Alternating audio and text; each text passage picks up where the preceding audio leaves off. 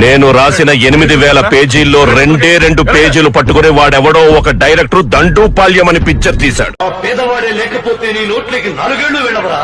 దుక్కి దున్ని నీరు పెట్టి నారు పోసి పైరు పెంచి కోత పోసి కుప్ప నుంచి బొడ్లు దంచి ఉండి పెడితే ఆ పళ్ళెం మీద పడితే కుక్కవిరా నువ్వు.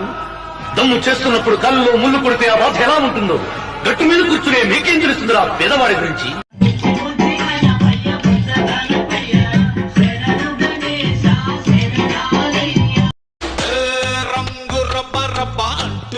రంగు పరుసు